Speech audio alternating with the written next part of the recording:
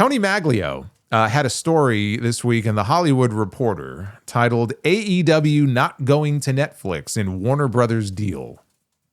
I'm not aware of anyone actually thinking they were going to Netflix. I mean, that'd be like me saying Solomonster not managing the New York Mets next season. Yeah, no shit. Not that I'd want the job, but I don't think anyone even had that as a thought in their head. But this is what the story says. In the early hours of Tuesday, January 20th, Netflix and Warner Brothers Discovery jointly filed a 519-page proxy statement with the latest update to their Hollywood shaking deal. Basically, Netflix revised its offer for Warner Brothers Studios, streaming and linear HBO to an all-cash arrangement, just like rival Paramount's losing proposition. Buried in the lengthy filing were some random nuggets about the landing spot for certain secondary WB rights, like the destination for Turner Classic Movies. Sports rights will be especially mobile, and you can double that generalization for international markets. Though neither the phrase All Elite Wrestling nor the acronym AEW appeared once in the proxy, page 53 foretold the future of the WWE competitor.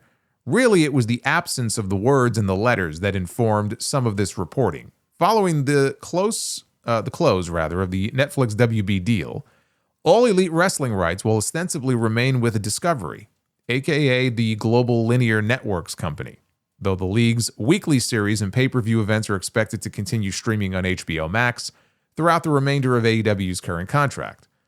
AEW's TV deal is tied to the basic cable channels TNT and TBS and expires at the end of 2027 or 2028, depending on what becomes of the contract's fourth-year option.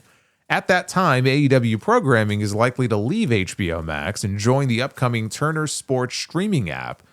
Of course, 2 or 3 years is an eternity in the current media landscape, and so much can change within that time frame. There's even the possibility of a non-exclusive arrangement in which both HBO Max and Turner Sports stream AEW events. Perhaps the former gets the pay-per-views and maybe the latter gets the episodic TV shows. Though WBD and AEW will never say this out loud because at a less than 10% stake, they don't legally have to, WBD owns a minority position in the latter. That position will remain with the Global Linear Networks piece following the split and the close of the Warner Brothers sale to Netflix. All Elite Wrestling is majority owned by Tony Khan, the son of Jacksonville Jaguars billionaire owner Shad Khan. Complicating matters further, AEW is not technically on the sports side of Warner Brothers Discovery. It has always been considered a piece of WBD's entertainment division, save its PR servicing, which is handled by Turner's sports communications team. Assuming HBO Max still exists as a standalone service and is not fully integrated into the Netflix app, at the expiration of Turner's AEW deal, it likely won't put up much of a fight to keep AEW. It stands to reason that Netflix, the home of WWE's Monday Night Raw in the U.S., and the promotion's premium live events outside the U.S., has little need for AEW.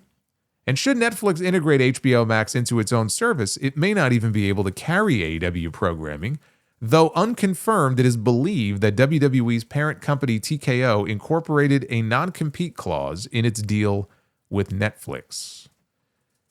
On the point about Warner Brothers Discovery owning a minority stake in the company, this is not the first time that we've heard that. That has been rumored for years. It's just never been confirmed. In October of 2024, right? This is right after AEW renewed its media rights deal with them. The Sports Business Journal said the same thing, that Warner had an ownership stake in AEW. And when asked about it in the past, Tony Khan has neither confirmed nor denied it, which he could easily do. I mean, if there was no truth to it whatsoever, he could simply deny it and say it's fake news, right? That it's not true.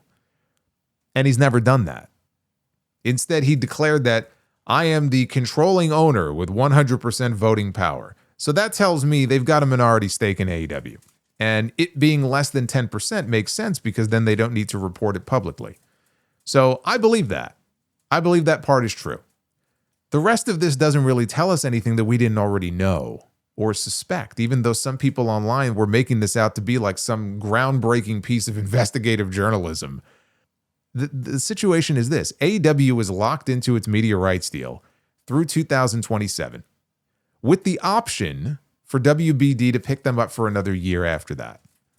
And during that time, they're going to be staying on HBO Max because of existing contracts. Now, at that point, AEW could shift over to the new Turner Sports streaming app. It's going to be launching next year after Discovery splits off from WBD. Right now, like I watch Dynamite each week on HBO Max, and it like to find Dynamite, I need to go to the sports tab. It's not even on the main page anymore. It used to be. I used to have to scroll down the main page.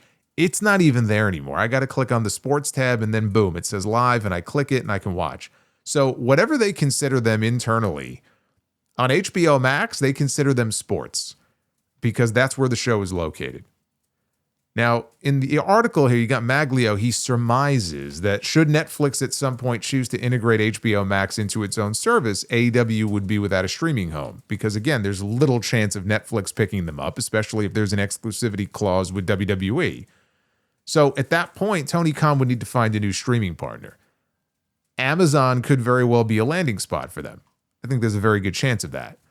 WWE and TKO, obviously, they're doing business with most everybody else, which, may limit their options, but it's not as if they don't have any options. But again, these are all things that we've already known. We've already been talking about this really since the news broke that Warner was looking to sell. So where are we? We're exactly where we were a week ago before this article got published. AEW is safe for a while longer, and we just have to see how things shake out with Netflix and Warner Brothers Discovery. And of course, you still have the embarrassment that is Paramount Skydance, which is not giving up yet on the idea that the Netflix deal will either fall apart or it won't be approved. They seem to think that European regulators are going to block the deal, given how strict they've been about big tech consolidation. If they think the Europeans are going to block the Netflix deal, I don't know what makes them think that they would allow a Paramount deal. Well, there's probably an even bigger chance of them blocking them from making a deal. I think the Netflix deal goes through, but they may have to make some concessions to get them to approve it. Meanwhile, Warner Brothers Discovery this week said 93% of its shareholders have rejected, quote, Paramount's inferior scheme. Their board has already rejected Paramount's offers 8 times, and they still refuse to increase their offer. Unless they do that, this is going nowhere for them. If they increase their offer, then things might get a little more interesting. But it's the same fucking offer. Imagine being rejected 8 times. You go up to the same girl and you ask her out on a date and she rejects you, and you go back up to her 7 more times hoping that her answer is going to be different. What makes you expect that her answer is going to be any different than it was the first time?